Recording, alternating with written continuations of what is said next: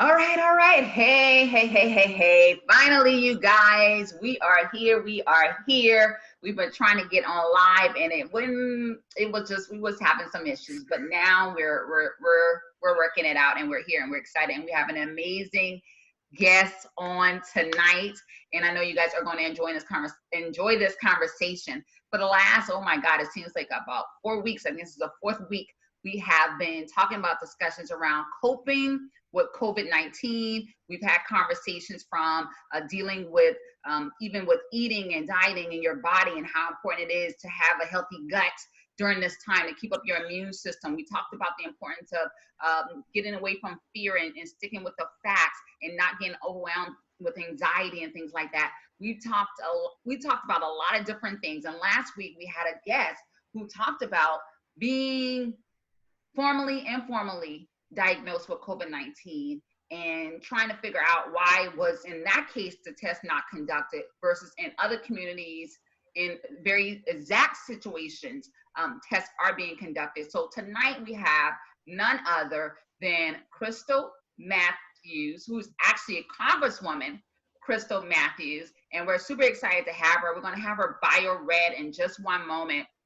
But I know you guys, some of you guys are going to be, depending if we're restreaming this, you may be looking at the restream, you're looking at the replay. Either way, just go ahead and type replays, hashtag replay on the bottom of the screen so we can know you're here. Let us know also what city you are from. There's been talk in the air that's saying that coronavirus or COVID-19 kind of discriminates. Now, I'm not going to necessarily say that it discriminates, but what we do know is that there is some disparities depending on the community in which you live, the state in which you are, in terms of the availability of testing and other things. And so we want to have a conversation with the Congresswoman on today to talk about these things, to find out exactly politically what's the situation, because you guys know we talk about this all the time. There's so many different modalities of life. We have the spiritual, we have the mental, we have the emotional, we have the educational, we have the nutritional, right?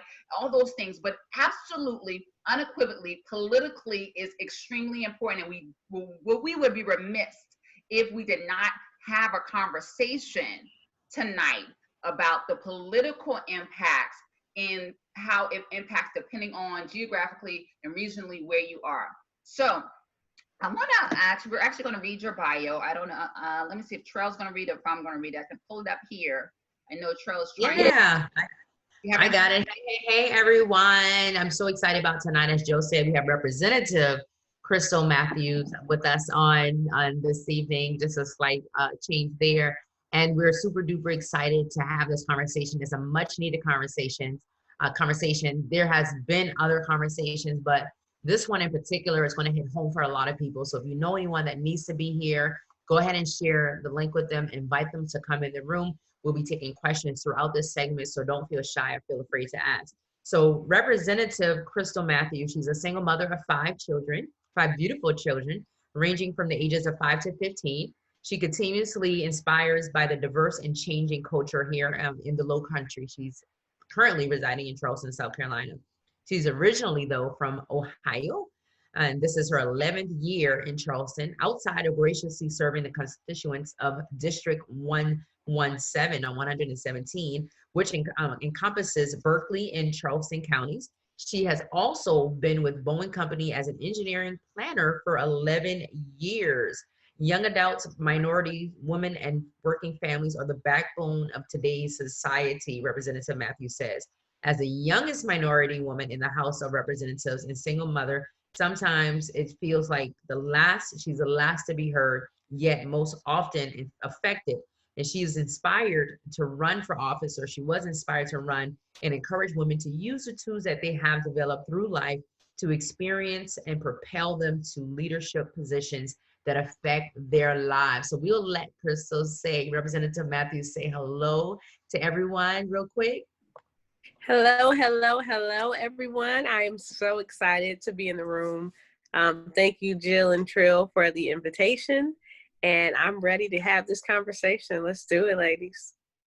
All right. Well, I'm going to start with this because this has been perplexing me since I heard it. Last week we had someone on, actually, I believe you know her personally, and Tia told a little bit about her story of, having a virtual telemeeting with her doctor, and her doctor telling her, oh, you should be worried, you lost your taste, I think maybe in smell or some combination thereof.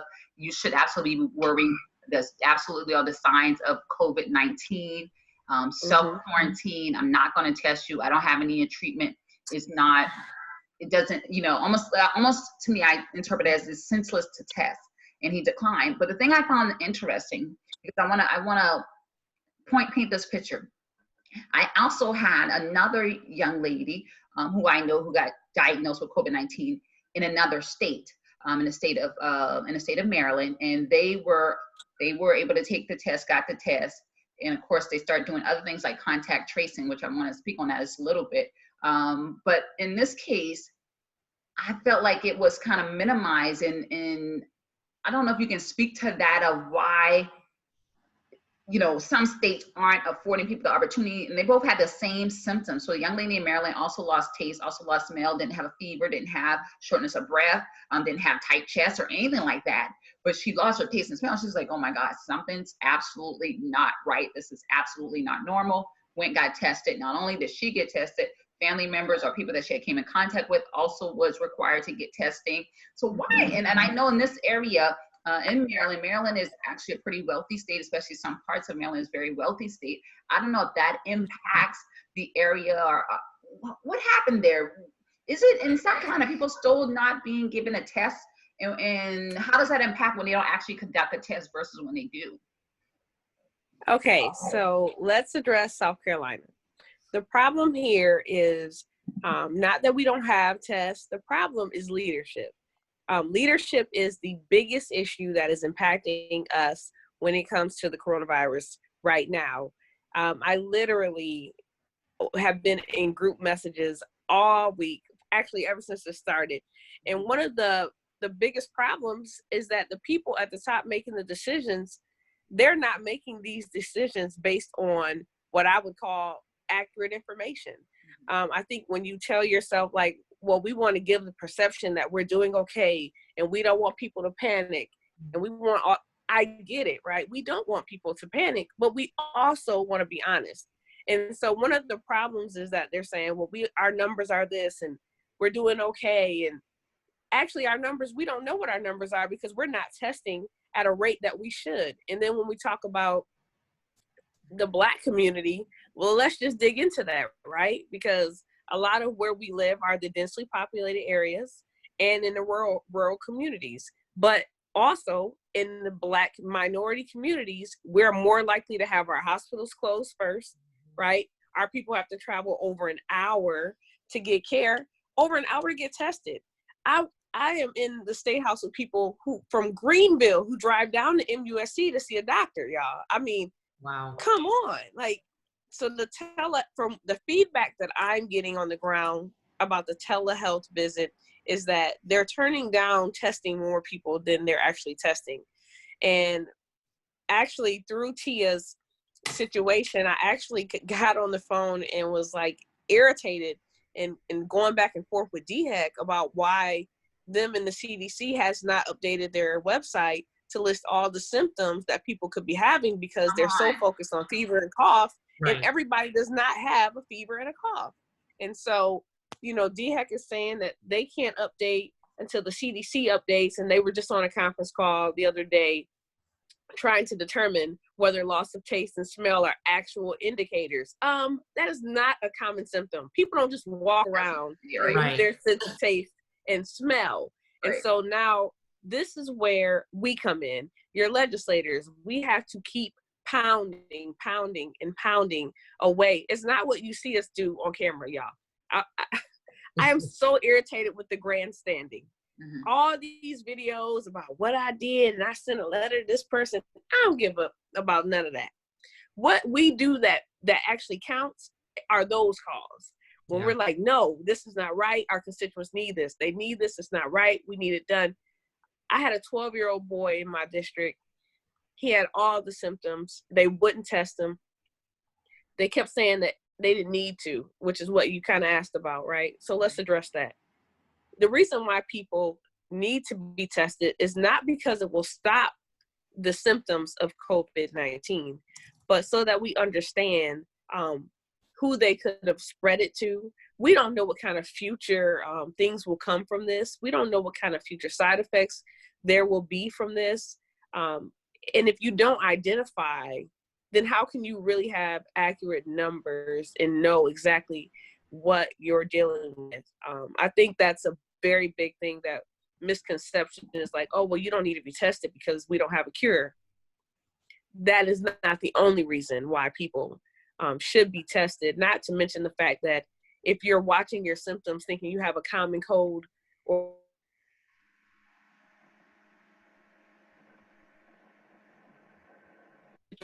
change like that, that's very dangerous as far as I'm concerned.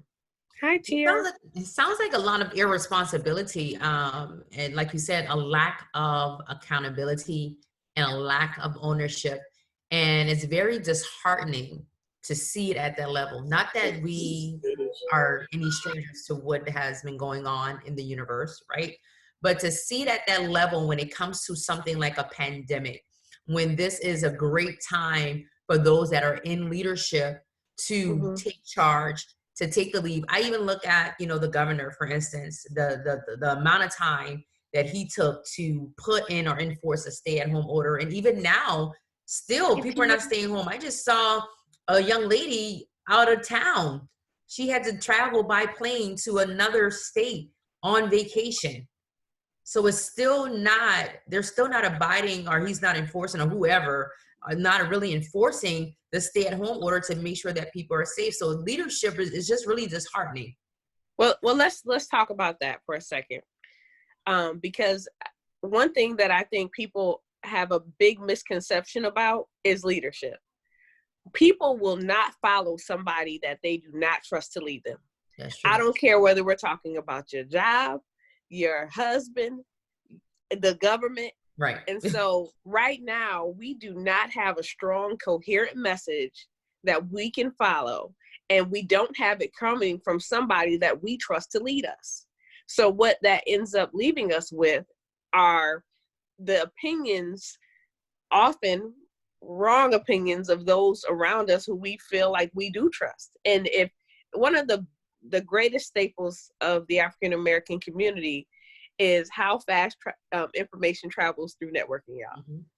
It can be a blessing, but it can also be a curse. Yeah. Because if the person carrying the information has misinformation, that's going to spread faster than anything else.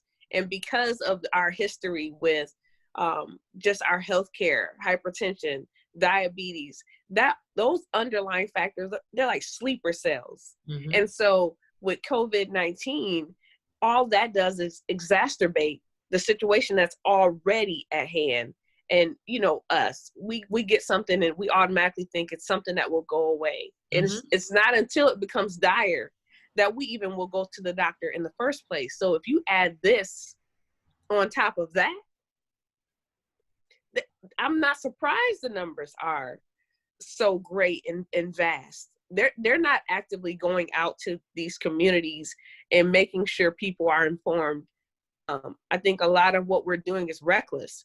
It is simply hoping that people see the news, thinking that this, because it is so big, that everybody knows. But I think that's a very dangerous misnomer, is that everybody will know or have access to information.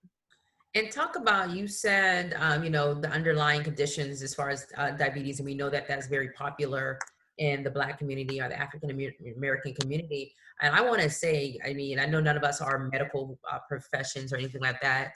However, but I want to even say that I believe that there is some discrimination going on as it relates to the very fact that, these people, this group of people, they already have these underlying issues. So, let's not test them, or that maybe contributed to something else. And I can even go back, I know when my father passed away, and it wasn't a pandemic or anything like that, but the reasons they told us were not really valid because we had no way to validate them. They automatically assumed or associated one thing with the other, and it could have contributed to it, right? But what I'm saying is that I believe that because there are the underlying issues, they're automatically contributing it to something else and saying, oh, they can just go home and rest, go home and take a Tylenol or a Motrin or something like that. Do not take Advil. Do not take Advil at all. Take Tylenol if you need to. But let me speak to that as well. That's also, again, this is a time where if you are, if you have that black gene in you where you want to rise up, I say if you were ever going to do it about anything, you do it about your health, because you do not get a second chance at trying to protect your health. And I think that sometimes we have to be forceful, but we are so stereotyped to the point where we're like, especially those of us who are educated, right? Let's not pretend there's not different levels, right, in our community. Right. So those of us who are educated, a lot of times, you try to be more at the top of you try to be more cordial. You try to have some decorum, right? But at the same time, if you want to lose it, I mean, I'm not condoning nobody acting crazy, but if you need to be forceful, this is an issue that you should not walk away from if you feel very strongly that you need to be tested, or that this is where your representative comes in. And if your representative does not do their job, call another representative. We all work in the same state house. We all have access to information. Whether we know how to use it or not, we could always call one another and find out what we need to do if something were to happen. But leadership right now in the South Carolina State House, Senate, and the governor's mansion, it leaves a lot to be desired. They keep saying, well, we're okay, and we got nurses that we're sending away because there's not enough work here. And at the bottom, we're sitting here screaming, wait, hold up. We got people who can't even get tested. How can you keep saying we don't have a problem if y'all are not just coming out and testing people?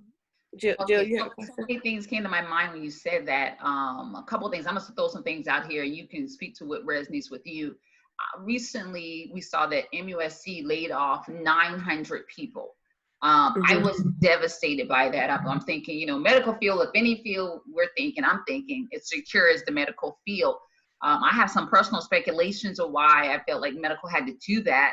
And part of my speculation is I wonder if they didn't have proper support from the state or federal government, and felt like they're kind of carrying this weight alone. That's part of my speculation about, what's happening. And another thing, I recall the governor, or I believe it was the governor, who's made a statement to the point of that this state is unique, and that was the usage and language.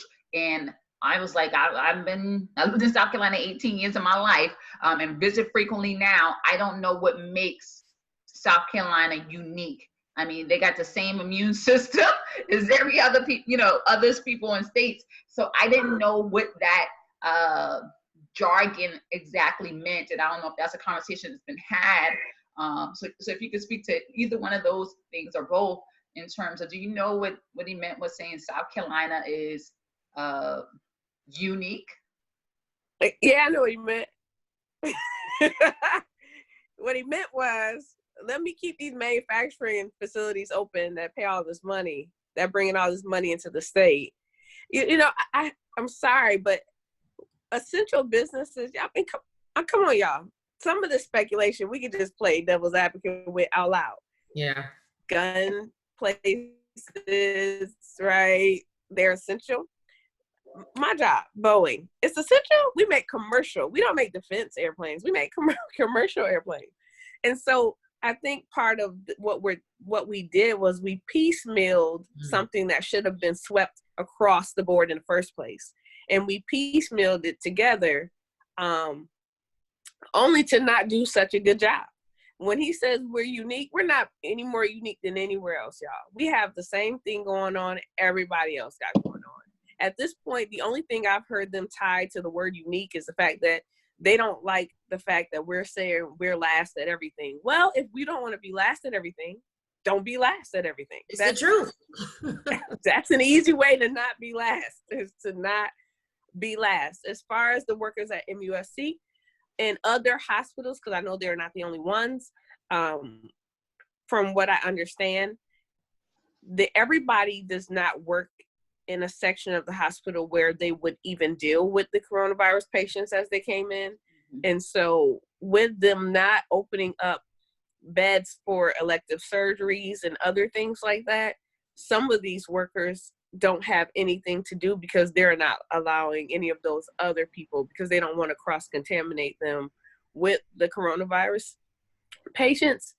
However, I mean, where are they going though? So they're going to New York, Atlanta. So not the nurses, but where are the patients going? They're not going anywhere. They're being treated by telemedicine from home.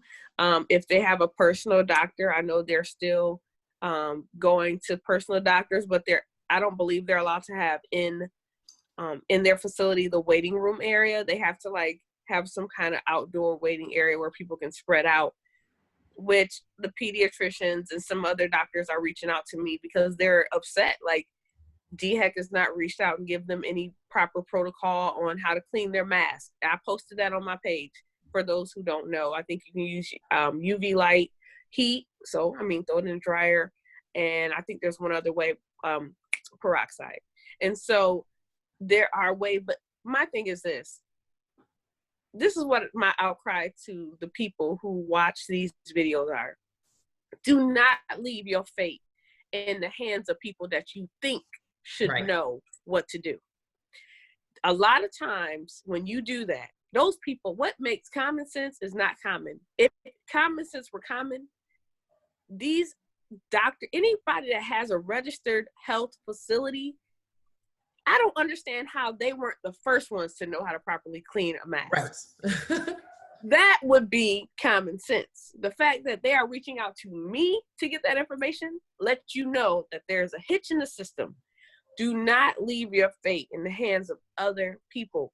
Don't assume they're going to ask the questions that you think are big eyesores that they should see. If you have that question, ask that question. Reach out. Get your question, make your question known, get an answer, because what's common sense is not common in the South Carolina State House. On either side of the aisle, the Senate, the House, Democratic, Republican, none of them. Yeah, we do fight for a lot of what people need, but at the same time, you have to ask the common sense questions. A lot of them are very far removed from how a lot of us live. And so I think that is one of the main problems that we see when we talk about information and we talk about things like the coronavirus.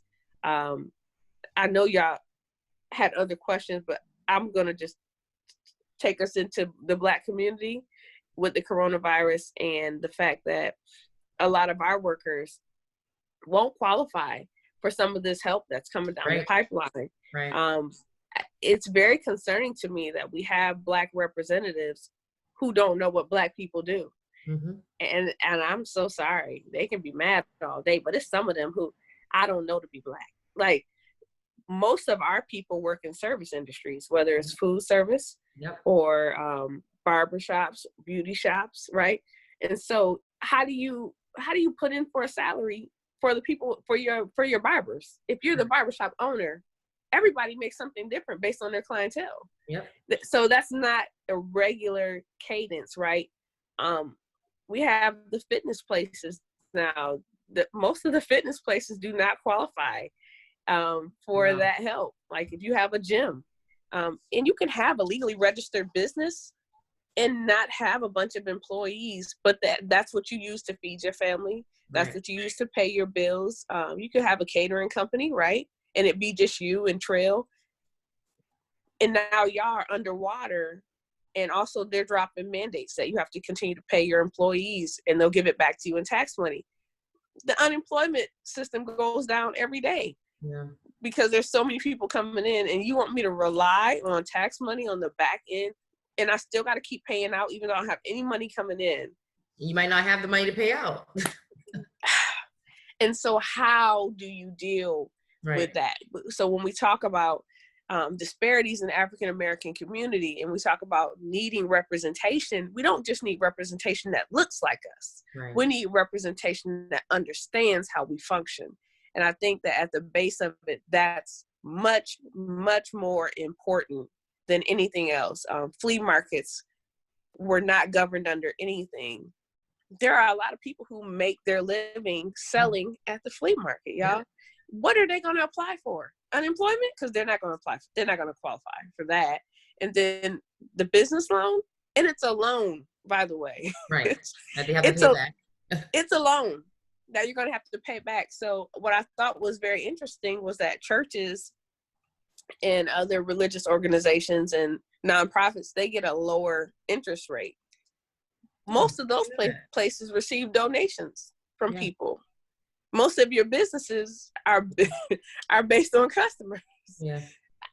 Again, when leadership is disconnected, that's what you end up with. Mm. Wow, that's I think it's sometimes we don't even think about that. The different ways people are compensated and paid, and of course, like you're saying, if people like you, representatives, aren't voicing those concerns, because people may, it's just, everything's about your perspective and the experience that you've had that mold and shape that perspective is what you're going to advocate for. And I know people have their personal agendas as well, but I'm going to take the stance, or just even thinking, if they're trying to listen to the people, there's an underrepresented group that still may need to be served and may not be being heard in that moment. And so that's really major, because that has a tremendous economic impact that can cause people serious displacement as a result of this global pandemic. I did have two other things I wanted to, well, one really main thing, and I don't even know if you've heard about this or aware of anything on this, so I'll kind of tread on this lightly, but I saw something from South Carolina Health and Environmental Services. I want to say what it is. Mm-hmm. What is it? South Carolina Health and Environmental Services. I believe that's the acronym of it. SCHES. Mm-hmm. And they actually was tracking, and this is kind of going back to the number of cases and such like this. They actually was tracking like one number that's for people that was tested in the case. And then there was another case where people that were not tested, but believed to have had the virus. And it was like a huge disparity in those numbers. And I'll lead to that. I'm not going to get into the depth of that, because I know we didn't really talk about that beforehand. I don't want to, bring something up that you may not be familiar with. But what I do want to land on is this: if that's true, that there's this shadow of a number that's not being recorded because it wasn't diagnosed, people wasn't diagnosed or tested formally, is there a concern about shortages of ICUs? You kind of alluded to that earlier, saying people had to travel an hour in terms of getting certain medical treatments. When I looked at this curve, it made me feel better, although I was like, I don't know if this curve is accurate, right? I saw a curve that said that there's not going to be a shortage of beds or anything. And I'm like, wow, there's not. I know in the state of Maryland, the governor got 6,000 additional hospital beds like a month ago. And when I looked at South Carolina, they were like, oh, we're good. And I was hearing that even some counties didn't even have a hospital. So is it concerned that there's a shortage of ICU beds or medical treatment over and above what you mentioned? I know you mentioned that people did have to travel. Is it to that extent, or what are your thoughts around that? I don't think it's to that extent, because we're not testing at that level. Yes. And as far as I'm concerned, as far as access to beds, I'm not concerned about access to beds. I'm more concerned about the fact that they won't provide access in those rural communities where they did close down hospitals. So y'all, just because they close a hospital down doesn't mean the beds is gone. Right. So Wendy Brawley and a few others have stood up and asked repeatedly, will they commit to opening those hospitals to allow for testing for those in rural communities? And they will not. That is a leadership decision. And Republicans control the House. And when we talk about the coronavirus pandemic, it doesn't have a party. It doesn't belong to them or us. Right. It's affecting the poor. It is not discriminating, y'all.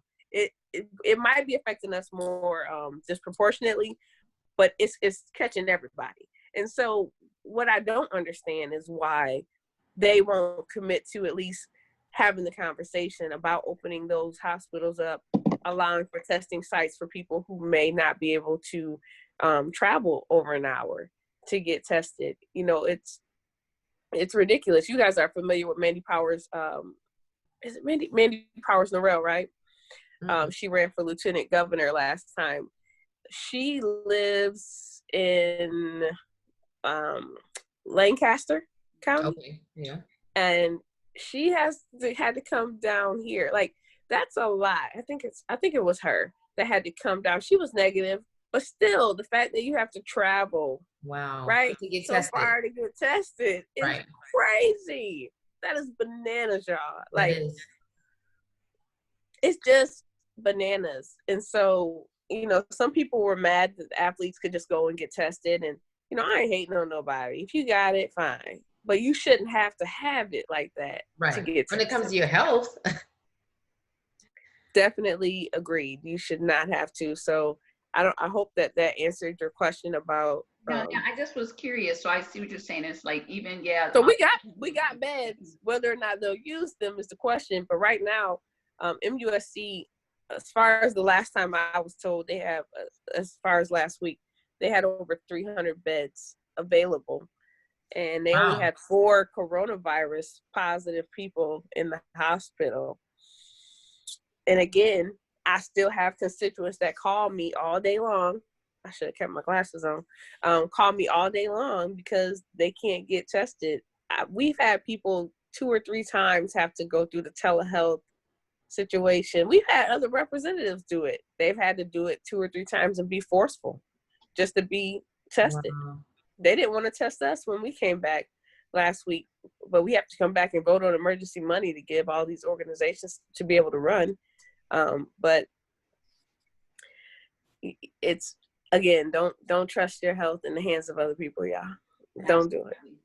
Absolutely. Well, I don't know if Charles has any final questions, but I will say, what would be the final thing any additional thing that you want to say to people in this season? And I know you've already said a lot.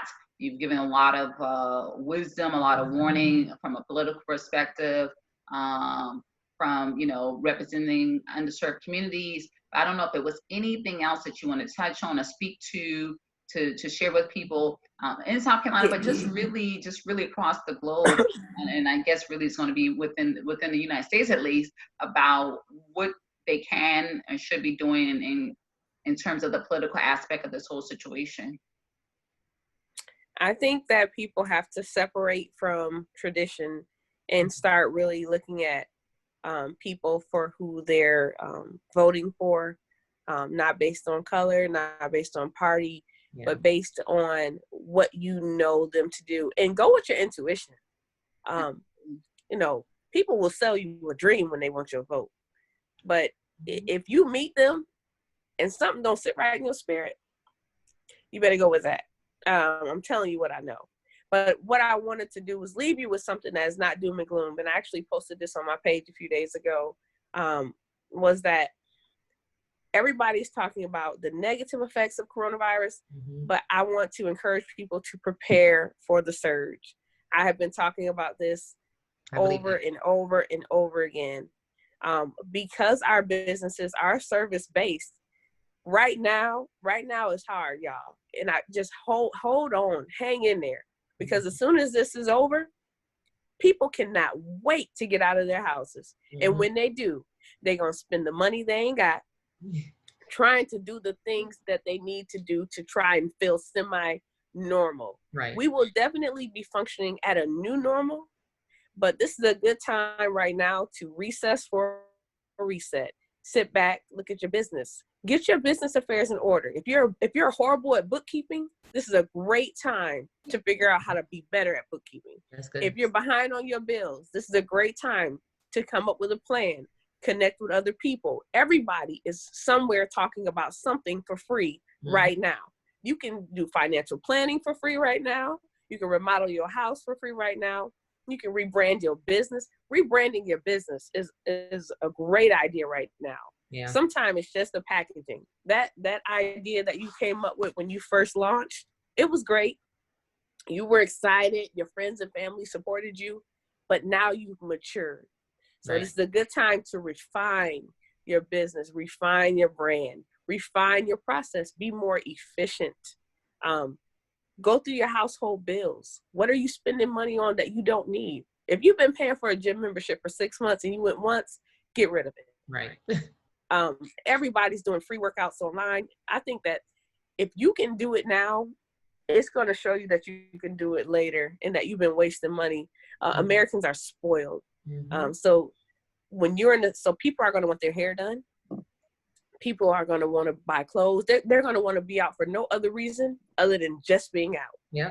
So if you're in the food industry, if you're in a service industry, if you're a barber, if you're a beautician, if you do nails, if you do whatever you do, prepare for the surge. And it is no secret that African Americans do not do well with financial planning on a whole. And I'm not saying all of us don't, because there are some of us who do very well and are very articulated and know how to really manage our money. But if you don't prepare for a surge and you get one and you're like, man, I'm making up money that I lost, but you have to know what you're doing with the money. It's not enough to just get it. You have to know where it's going. And once you recoup what you lost, now you need to use that surge money to get ahead. But if you don't do that, oftentimes we end up wasting it, right? So we end up frivolously doing a little bit here and a little bit there, and you look up and what the money's gone, right? So I want to encourage everybody to use the surge, get ahead, do financial planning, get better, learn a skill. It's a good time to start sharpening your tools. And if you want to switch careers because you got laid off, man, look, Perfect. You're already getting an unemployment check. It's a good time to switch careers. Yeah. You know, this could be, some of us get locked in comfortability when it comes to our employers and how we live. This could be the shakeup that you needed to release from that and really start going in another direction. Yeah, absolutely. It's opportunity and crisis for sure. Definitely. Absolutely. A lot of great information. I'm gonna say two things. I'm just going to close this out. One thing, and I just want to add to what you're saying. I heard Instacart may be an available option for people who's looking for employment gaps in some areas, depending on where you're watching this. They're also Amazon, you know, they're always hiring. So take advantage of those. Don't get discouraged. This isn't the time to get discouraged. This is the time to press forward and lean in. Go ahead. Coronavirus. You can work for the COVID-19 team as well. They're hiring starting at in every city across the country, y'all.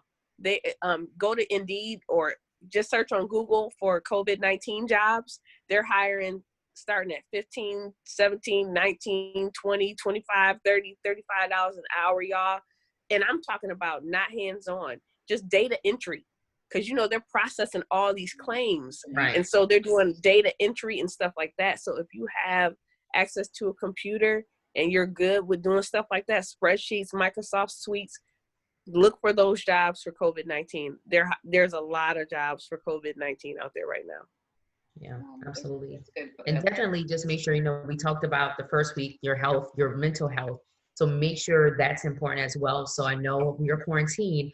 However, if you can get out for a little bit, take a jog, take a walk, you know, massage your head, you know, just do different things, mindfulness, meditation, prayer, whatever your practices are, whatever your meditation practices are, do those things. Don't let that fall by the wayside, because when this is over, you're going to need to show up in a major way. So you want to make sure you're taking all of that in, not becoming too overwhelmed, too overloaded, too frustrated, and just worrying about things, because this too shall pass. This is just a small stump in the process, and we will be over this in no time. So if you guys can just maintain that positivity, maintain that light, and like Crystal said, do the things, Jill said, do the things that you need to do to take care of your personal affairs, you'll be okay. I am convinced. Well, we wanted to thank you so much for taking your time, for your patience with us Thanks. tonight. We're excited to re-air this broadcast and share it out with our listening community. And you guys, for those especially who are locally, make sure you are following Crystal Matthews. Make sure you're following her. Make sure you connect, reach out. Make sure you guys know who's who. A lot of times you go to the polls, you don't even know who's who. So this is somebody absolutely you need to know. And tell us again specifically what district. I think you said Berkeley County, Charleston. So I have District 117. I have Berkeley and Charleston County, which is my area is. I have some of Goose Creek, Ladson, and I have a small piece of North Charleston up to like Otranto, right before the mall. Okay, awesome. So if you're in near those areas, absolutely, you need to be connecting. If you got friends in that area, tag, share, and invite this broadcast and let them know they need to be in the know. So anyway, ladies, it's been a great conversation. Thank you so much for joining. Until next time, everyone, we'll see you. Be blessed. Have a good night.